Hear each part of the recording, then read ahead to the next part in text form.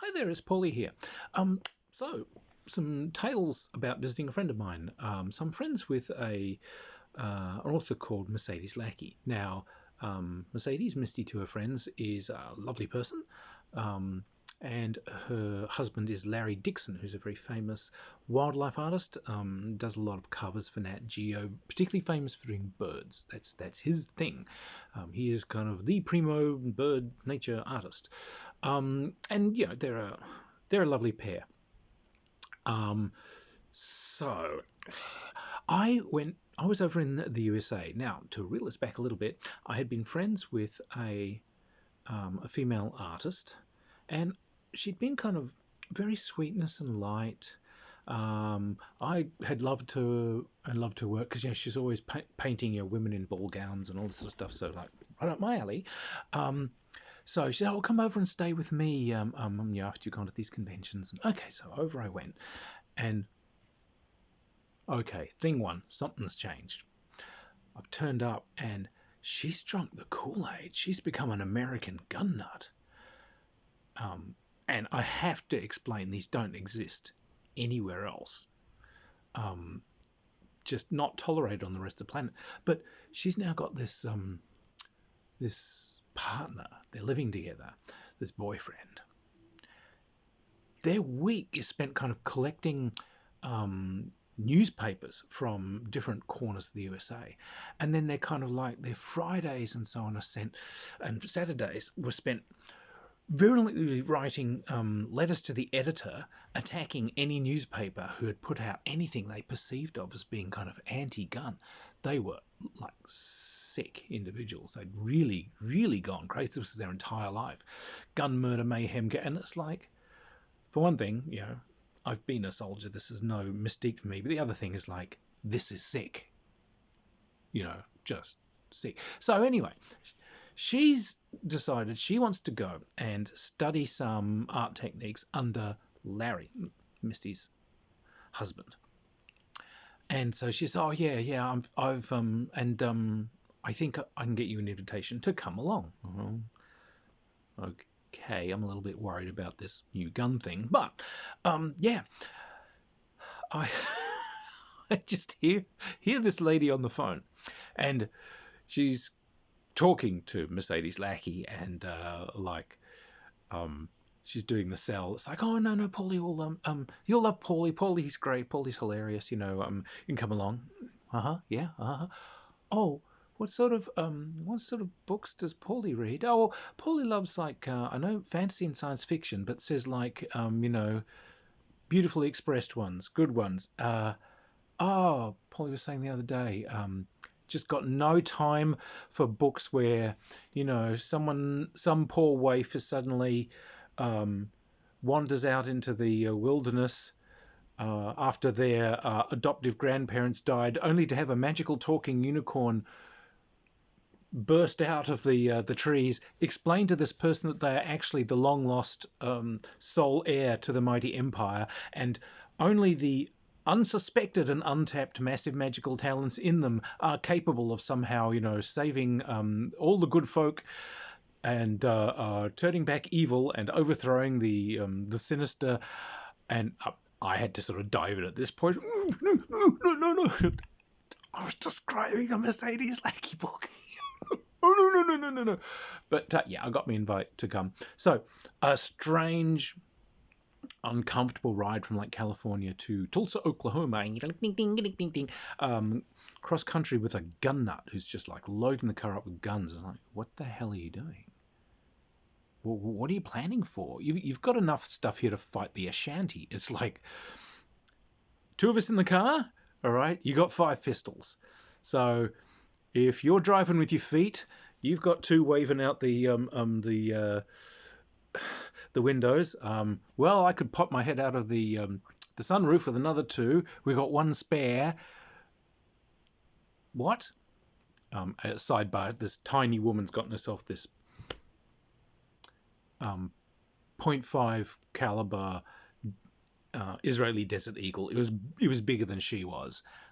The one time she fired that, it's like it was such a gorgeous introduction to Newtonian physics. It's like she fires it and bullet went one way and she went the other and the gun went tumbling off in another. But anyway, so we go across country and we get to this place. And, well, Larry was fantastic.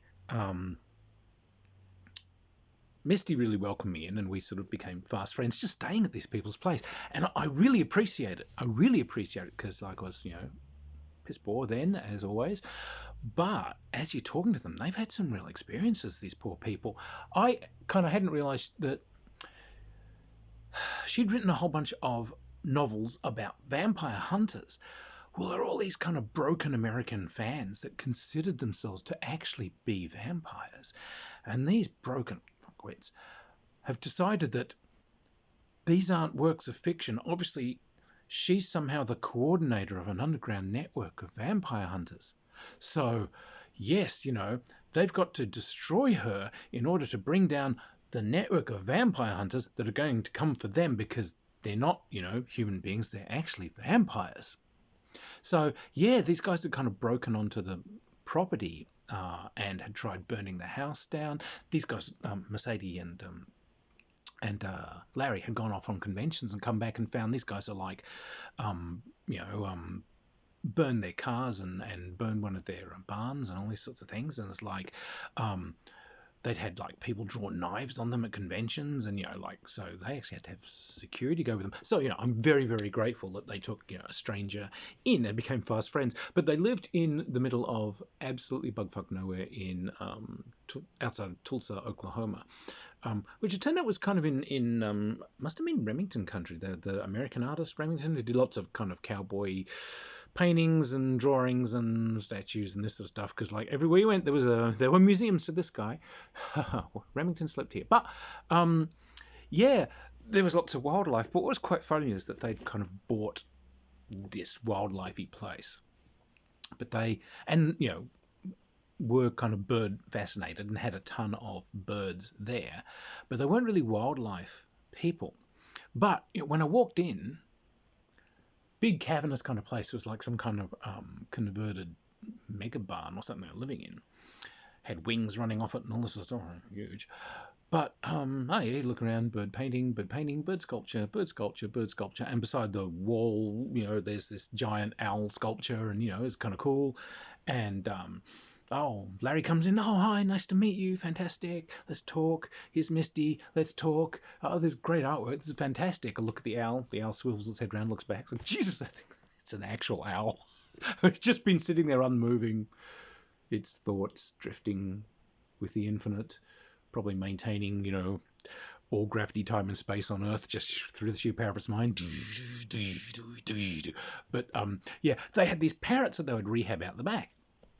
And you kind of see why they'd ended up with them. Some of these were beautiful birds, but they've just had ingrained into them terrible things. So there was one, there was a huge parrot there that had just been owned by some foul-mouthed old man who had died and left no one to leave the bird to. But this thing's entire repertoire was just the most absolutely foul, pornographic, vile kind of phrases that it was obviously just this guy like cursing and screaming at the TV and so on. That's what the bird would see you. It's happy. So it's going to like reel this stuff off. There was an African grey parrot and it had been raised by this family that had just had this kind of whining little girl by the sound of the voice. And it's just picked up a repertoire from this. So this bird, happy bird, always good to see you, would come over and again repeat his repertoire. I don't want to go to school. He's got my crayons. I hate you. So yeah, these guys have ended up with them, which is great. They were also rehabbing, I think it was herons. I was going to say egrets, but I don't think they have them there. But they had this kind of covered aviary sort of pond thing. But yeah, you'd see Larry would like put on a welding mask to go in there because these things can see the flash of your eyeball and decide, oh, fish, Or that was, I think, that's the fear. I'm not sure they do, but yeah, good safety point. But they had like ducks and so on out on this huge pond and so on. We don't know what's happening. We're trying to breed ducks, and the ducklings just vanish, and the ducks vanish, and so there's a fox. We're going to go out there. We're looking for the fox. There's sure to be a fox. It's got to be the foxy fox. I'll have a look. How would you know? The fox there, I'll know. Well, I haven't heard any. Oh, they make noise? Yeah. Yeah, don't worry. I'll take a look. So I just went out like really early one morning because I'd read up on all of the environment because I was really interested. They got ground squirrels and 400 million subvariants of, cool toad and so on. So I'm looking for stuff. So I just go really early because, Australian habit, you tend to catch things at the interface between day and night is when a lot of things move around. Oh yeah, I found something moving around their front lawn. There was an alligator snapping turtle. It's actually a tortoise. And it was immense. It was huge. But my joy is unbounded because for some reason, as a little kid in my local library, there was a book on keeping reptiles as pets and reptile handling. And I took it out and I read it. And it was an American book, so it was about as useful as tits on a fish.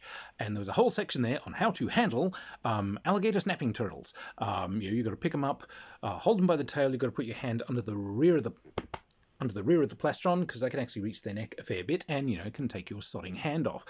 And then you have to support its weight like this and that. And completely useless information. But I have an eidetic memory. If I read it, it's kind of recorded as like a photograph of a page in my mind. So I've been carrying this stupid photograph in a page of my mind all these years, and like, snapping turtle. So everyone's sitting down to breakfast, and I lugged this thing, and it was as heavy as I was. It was immense. But I came with this thing. I just walked in through the. Hey, I found where your ducks are going. I have never cleared a room faster in my life. People were diving on couches. People went. They had another couple of like handyman guys staying with them. One of these guys dived out a window. I was like, put the turtle down. I said, oh, I will. I just wanted to show you what it is. I'm like, okay, you've shown us. Good. They're also, as a lot of people are terrified of insects, but they were only going out the side door. So why are you going out the side door? That thing might be there. That thing might be there. There's a thing. What? A thing. A thing. It hangs off the front door. We don't like going near the thing. What is it? I don't know. It's a green thing. I got it there to look at. It's a mantis. It's I believe it's a Chinese orchard mantis. It's like, I don't know, probably that big. It's a hefty thing, way longer than your hand. This is like a female. It's got a great big abdomen on it. It's obviously going to lay eggs somewhere, and it's just clinging to their flyway door. Yeah, they wouldn't go near it because they couldn't quite identify the thing. Meanwhile, they're going out this side door which had a lantern over it and buzzing around these. I'm just looking like, what the hell am I looking at? Holy cow, these are toe biters, which is your American colloquial term for essentially a giant water bug. It's got like two inward hooking pincers, and not good. And so, by the way, don't ever touch those. Oh, why not? Because they bite like fury, and it's got a slight toxin to it. It'll make you swell up. So, well, how can you just look at it and know that's what it is? Jizz. What? Jizz. What? Just is. It just is. I assure you that's it. There were also lots of, what do you call them? Bullfrogs, which I hadn't seen. I don't see what they call a bullfrog. It's a frog about the size of a bull. No, they were enormous. But as you'd walk along, these things would be startled, look at you in horror, but then they'd make a noise a bit like some kind of British comedy where you've suddenly walked in on a woman in the shower. So they'd go, ah, and jump away. But there's a horrible karmic burden walking sort of near the creek and pond, because you'd walk along and there'd be these frogs. Oh, oh, oh, oh, oh, oh. And, what? Stop. Look, okay, I'm going to walk further away from the water. I don't like disturbing these creatures. But yeah. Larry had a habit. He had a collection habit. He was collecting Lotus sports cars. Must be nice to have money. Oh boy. But things were breaking down on them. He couldn't quite figure out why. And he also had a couple of MGs and so on. And hang on, I'll have a look. Do you mind if I have a look? And yeah, there were some wires loose in some of the electrical systems. Oh, how do you know that? It says, well, you got to understand, there's some British armoured cars that use the same system. It says, it is Lucas, Prince of Darkness. What? Lucas? What? Oh, okay. A lot of British vehicles from that sort of period, those classics. They use a wiring system called the Lucas wiring system. Lucas, Prince of Darkness, because it's always breaking down. And the gag is it stands for loose, uncertain connections to all systems. Lucas. Yeah, they were spectacular people. What they did was they would take kind of down and out but good-hearted fans, and they'd kind of give them a place to stay while they got back on their feet. So these really were good people. So these handymen they had were actually some fans are all kind of well known in the community, but that had life collapse. Like one guy's wife's left him, and whatever. So they're kind of looking after him, but these guys are kind of helping repair the stuff that's been burned down by the crazed vampire people. But yeah, I went out with this. Now one of these guys is this little tiny Cherokee Indian. He was like about 5 foot, kind of wiry, bouncy guy. And he was so funny. I'd be laughing so hard I'd get a stitch.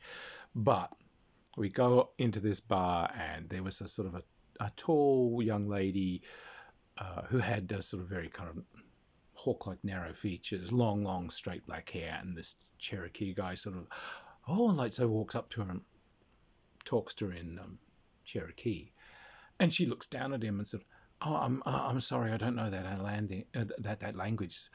Oh, I'm sorry, I looked at you and I just thought you had a little Indian in you." He says, "Oh, well, no, I don't." He said, "Would you like some?" It's like, God, I do not believe I just heard you say that. Best and worst pickup line ever. Yeah, so fantastic people, got them over here to Australia as guests of honour at a convention I was involved with. I got to show them our wacky birds. Good people, but yeah, they're still out there. Larry's health has been so. I hope he's okay. As far as I know, Misty's still putting them out, still getting the books out and so on. As far as I know, they're still ensconced in the middle of their mighty kingdom. But hopefully now they can just stride past the bugs unafraid.